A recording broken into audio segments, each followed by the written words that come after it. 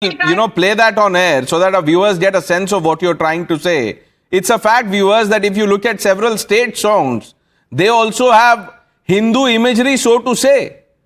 But this is about India's civilizational symbols. And how can that be offensive to anyone? Tushar? Pranesh, I've heard everyone very patiently. अभी समाजवादी प्रवक्ता बोले दूसरे धर्म के लोगों को तकलीफ पहुंचती है. अब ये दूसरे धर्म के लोग किसी भी धर्म से आए, पहले तो भारतीय नागरिक हैं और बात राष्ट्रीय गीत की हो रही है, तो इसमें धर्म का तो सवाल उठता नहीं है. I heard the Congress spokesperson, he said our party's resolution, what has been going on for 90 years, blah, blah, blah.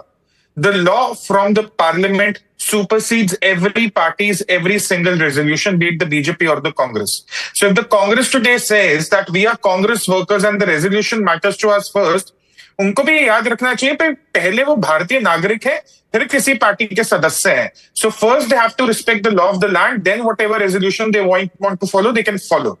Number 3, प्रदेश सोनिया गांधी या किसी कांग्रेस वर्कर या प्रवक्ता को वंदे मातरम नहीं गाना मत कहें. उनको उस गाने को नहीं सीखना मत सीखें. कोई इसमें एक कंपल्शन तो है नहीं. But why do they have a problem if a song is being played adhering to the law of the land? No one is asking you to sing the song. The expectation of the law is do not disrupt when the song is being played. They cannot even do that, Pranesh. Not do the bare minimum. And this nonsense about, oh, हमारी party 1937 में ये कर रही थी, वो कर रही थी. पहली चीज तो Congress, by virtue of their ideology, by virtue of the individuals that make up the party today, is not the Congress of 1937. Let's be very clear about it. The Congress has had many factions since then. It's like saying that, we have to agree with Rahul Gandhi because Nehru was his great-great-grandfather. That is not how this country operates. The country knows what the Congress is today. The country remembers what the Congress of the past did before independence. So these two are very distinct entities. Let's not confuse the two. And finally, the Congress has to understand. Supriya Shrine's tweet, you just read out. She should remember Gandhi's opinion about the Congress and how it should be disbanded. Every time I ask that question of, either the Congress leaders or their spokesperson or the, ecosystem, they have no answers. Yeah, Tushar, yes. I want to ask the Congress spokesperson a simple question. Rahul Gandhi, his leader, goes around waving the constitution, which is perhaps in the one he carries is an empty book. The constitution says the law of the land is supreme. The Constituent Assembly made a case for UCC also. Can the Congress spokesperson here today say UCC needs to happen? The Congress spokesperson, can he say we are citizens of India first, therefore the law of the land is supreme, not the Congress party resolution? Can he say that? Boliye, Mr. Meka. Obviously, we stand by the Constitution. There is a directive principle for UCC. Bring on a bill, no? Bring on a bill. Who is stopping the government? No, so you should support. No. In principle, you should endorse that. If it is part of the Constitution, which you agree it is, then you should cheer it.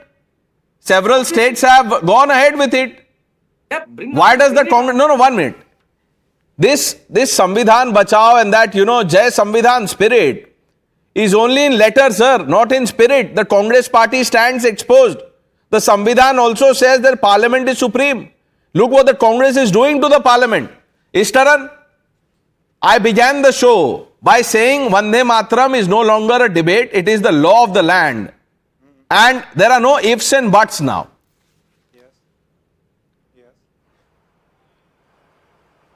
Pranesh, let us not go around in circles. Let me be very blunt. It's a very short debate, which has only 2 aspects to it. Aspect number 1, does the Congress believe that in 2026, Jinnah's veto still operate in Bharat? Because while we keep talking about 1937 Congress did this and it was a different Congress, as Tushar has made the point, the reality was that veto came in because as early as 1909, the Muslim League and its then party president Sayyid Ali Imam said, we do not accept Vande Mataram as it's a sectarian cry.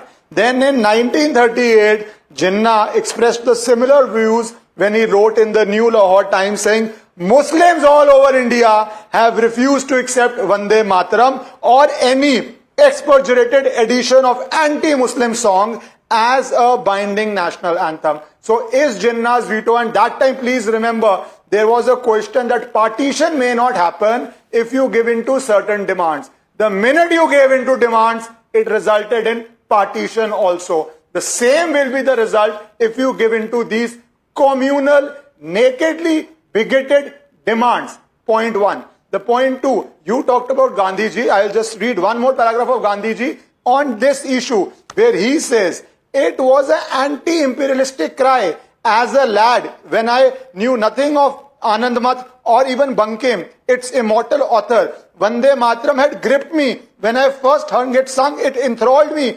I associated it with the purest national spirit. So you want to veto the purest national spirit. The second aspect is the legal. It is the law of the land. No private entity or even a political Absolutely. party The can debate pass ends a there. It is the law of the land. What is the debate on? And you have a problem.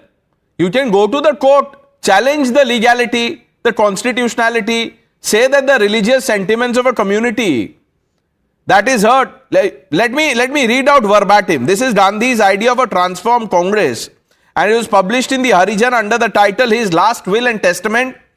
I am quoting now. Mr. Meka, Mr. Abbas, listen to this. Quote, for these and other similar reasons, the AICC resolves to disband the existing Congress organization and flower into Lok Sevak Sangh under the following rules with power to alter them as occasion may demand.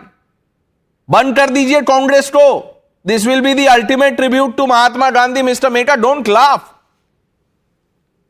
That's what Prime Minister Modi and you and all your friends want, right? You want Congress Mukt Bharat. I don't want Congress Mukt Bharat, sir. I what don't you want. I want every party to follow the law. Any party that falls foul of the law will have to answer questions. Following the law of the land. Congress is not breaking any law. Congress is following the law of the land, and at the same time, we are resisting the attempts of this. What are you resisting? It's a law. How can you resist the law, sir? And if you have to resist, the place to resist the law is in the Supreme Court.